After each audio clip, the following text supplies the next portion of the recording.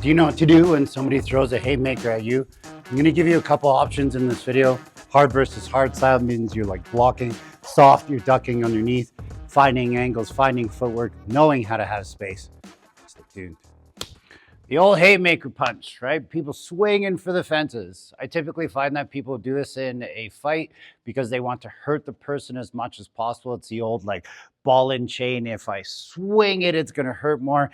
So their fist becomes super heavy and hopefully it does the damage that they're looking for. There are a lot of different ways in which you can deal with this. I'm going to give you a whole bunch of options today so at least you feel safe. Number one, distance is your friend here. If you're in close to a point that they can punch you already, you've messed up. You have to keep what's called a reactionary gap so that you have time to see what's coming. Second thing is if my guard is like this, I'm going to force circular punches to come at me. If my guard's like this, they're going to punch me square in the face with those straight punches. So create the attack to a degree. Obviously, you can't always do it. We're give or take 6 feet away. I can't really kick him. He can't kick me. That means he has to step in. I have to be aware. My hands are up. My hands aren't in my pockets. I'm not putting them anywhere. He's in a stance. He's getting confrontational. I have to make sure I'm good. He goes to throw that rear hand punch at me. He throws it and I step in. This is where the timing of your block is really going to be determined on your ability to react to the situation. If he steps in and I stand still, then my block's going to be able to do something. It's not going to be the strongest block because I don't have momentum being used on my side if I was smaller. So ideally when he throws, I'm getting into this and I'm blocking. Everybody loves this like judo chop strike here. I actually am not going to use it to try and strike him. Can I strike him?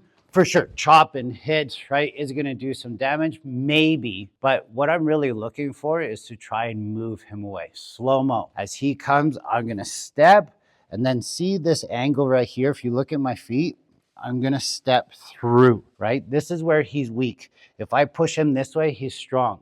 If I change the angle and push him this way, it almost takes nothing. And that's what I want you to think about. Priority being the block, the secondary forearm, even though it's hitting at the same time, is trying to send him in the weakness of that stance. So if he throws, I'm here. And notice how the energy went that way. So as he throws, I'm here and I'm following with that step. This keeps this hand set up, but now it's changed to my rear hand. So before I was a left foot forward stance, now I'm a right foot forward stance. My rear hand's gonna have more power. I can really smash with that cross punch or overhand or hook or whatever. Put some rounds down range. So best case scenario looks like this. One, crack, and you smash. If he's still standing there, you still tee things up, right? One, smash, smash, smash, smash. Who knows, right? All of that after that point, you don't know what's gonna happen. But when this comes to here, if you stop here and you can't move through them because your footwork wasn't as good or they hold themselves, your left hand is still training to go. So it becomes more like a hook punch at that point because it's from the lead hand. So I'm here, my timing was off, perfect, I crack, okay? When you're hitting somebody, I typically don't like to hit them in the jaw and bring my hand here. That's just for the camera, that's just for the movies. What I really want to try and do is I want to try and hit his spine. So whatever's in front of his spine, notice that will help him move a little more. My goal in a self-defense situation is to create space. Hopefully that space is created by some damage. So I'm here, I hit. Notice I can't punch anymore. So now I can go and I can set up my kicks. If you kick, if you don't kick, right? So I'm here, bang, hit. It might just be time to run. Again, if he comes into here, now I can drive my elbows in instead. If you don't train with your fist and punch things a whole bunch, your hands are going to get messed up the first time you punch somebody. You can possibly switch to palm strikes, but elbows are fantastic instead. The block is the same. I'm still putting energy into the block.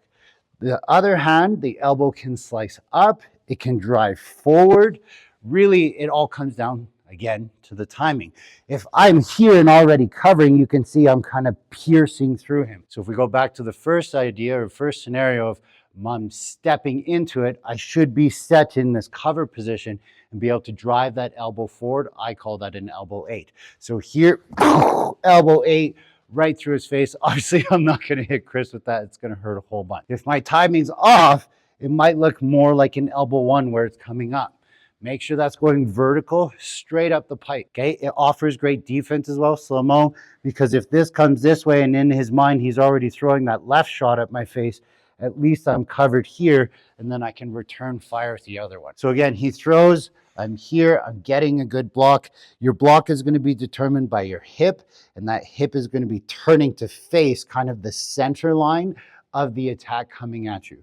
I don't want to aim for the wrist, because if I miss the wrist, I'm going to eat it. I want to kind of be on the inside or middle-ish of the forearm, and timing is going to be everything there. Your secondary weapon, or whatever you're choosing to do with your rear hand, that's, again, it's up to your personal preference. But let's say they're like monsters, right? He goes to throw that, I'm like, ah! And I duck and I get away. I'm trying to use that same concept. As he goes to throw that punch, I'm going to dip underneath it, but watch my stance here. I'm going to find a good stance. One, this is going to keep me out of punching range now. So if he happened to have thrown that second hand, I'm out of the way. So I know I'm safe, okay? So footwork there is so important. He throws, I'm like, I duck under, I'm here, second punch, totally good. But let's use that angular footwork that we were talking about at the beginning. As he throws, I duck under, I'm here, perfect chance to set up that rear leg kick now. If you have good boxing, if you have confidence, you want to move into a closer range. So slow-mo, as he comes in, I'm going to dip under, and if I'm lucky, I'm slicing into here. I don't want a big body shot unless I know I got a nice body shot on me. Like if I'm here and I can move him away on that, sure. It doesn't work as good as you think it does, guys. It's nice if you nail the liver, but in this case here, a liver shot would be more there. And look at the angle to hit that liver. This one's coming through the side of that first. He has abdominals and his organs protecting that backside of that liver. So the liver shot's hard here. I actually like more of this slicing bicep. Mark Hominick taught me that at a seminar one year. Whereas like slice this guy. So he just kind of goes, ooh, that feels weird. And then go to throw the overhand instead. Two things can happen with my footwork there. I hit here, find a stance and smash. If my foot lands before my punch will be more powerful. If you're smaller, you want more powerful. You want to be connected to the ground. If that doesn't happen, I'm going to throw and step at the same time. I might lose some power. You might not. It all depends. But most of the time, if your foot isn't connected to the floor when you hit, the energy is going to want to leak out somewhere. So one easy way to think about this, hard style versus soft style. He throws, hard style, go, right? See the training, boom, just kicks in, smash the face, right? Second, boom, elbow. You can smash that. Third, duck, boom, maybe get away. Fourth, duck, maybe push away. Fifth, duck, baby maker. Right? There's lots of different options against a haymaker punch. Your number one thing, though, is going to be that distance. If I'm in close, or he just chill. If I'm in close, good training, though, right? Here, you can see that come real quick, or it's hard to see it come, I should say. If you're out here, and then he goes to throw something, you could always move back, but moving back in a fight is never a good idea. Stay safe.